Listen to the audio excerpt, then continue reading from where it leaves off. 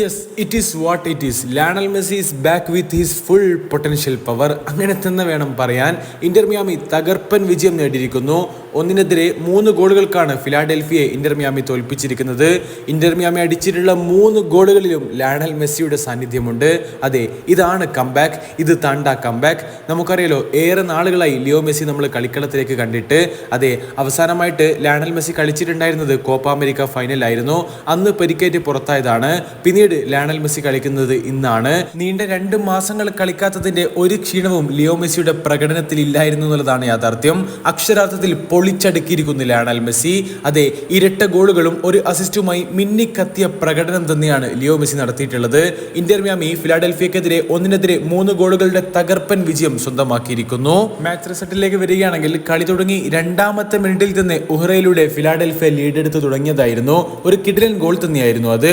പിന്നീട് 26ാം മിനിറ്റിൽ Lionel Messi ആ ഒരു ഗോൾ ഈക്വലൈസർ ചെയ്യുന്നു. അതെ, 1-1 എന്ന നിലയിൽ സമനില. ലയണൽ മെസ്സിയുടെ തകർപ്പൻ ഗോൾ തന്നെയായിരുന്നു അതെന്ന് നിസ്സംശയം പറയാൻ കഴിയും.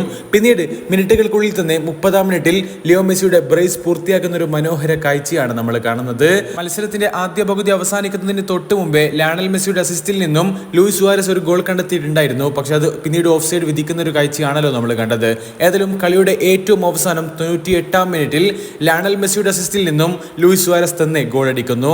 അതെ, ഫിലാഡൽഫിയക്കെതിരെ 1-3 ഗോളുകളുടെ കിടിലൻ വിജയം ഇന്റർ മിയാമി സ്വന്തമാക്കിയ നിമിഷം. എന്തൊക്കെയായാലും ഈ ഒരു മത്സരത്തിന്റെ കണക്കെടുപ്പിലേക്ക് വരികയാണെങ്കിൽ ബോൾ പൊസിഷനിലും മറ്റുമൊക്കെ ഇന്റർ മിയാമി തന്നെയായിരുന്നു കൂടുതൽ മികവ് കാട്ടിയിട്ടുണ്ടായിരുന്നത്. നമുക്കറിയാം, തീർച്ചയായിട്ടും ആദ്യത്തെ ഗോൾ വാങ്ങിയതിനു ശേഷം ഇന്റർ മിയാമിയുടെ ഗോൾ കീപ്പർ കലണ്ടർ നടത്തിയ പ്രകടനവും നമ്മൾ എടുത്തു പറയണം.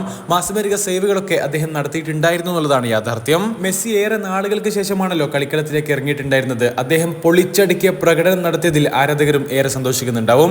ഏതായാലും MLS പോയിന്റ് ടേബിളിലേക്ക് വരികയാണെങ്കിൽ ഇന്റർ മിയാമിയാണ് ഇപ്പോൾ 1ാം സ്ഥാനത്തുള്ളത്. കളിച്ച 28 മത്സരങ്ങളിൽ നിന്ന് 19 വിജയവുമായി 62 പോയിന്റുമായി ഇന്റർ മിയാമി 1ാം സ്ഥാനത്ത് നിൽക്കുമ്പോൾ സിൻസിനാറ്റിയാണ് 2ാം സ്ഥാനത്തുള്ളത്. ബട്ട് 10 പോയിന്റിന്റെ ഗ്യാപ്പ് ഈ 2 ടീമുകൾക്കിടയിലും ഉണ്ട് എന്നുള്ളതാണ് മറ്റൊരു കാര്യം.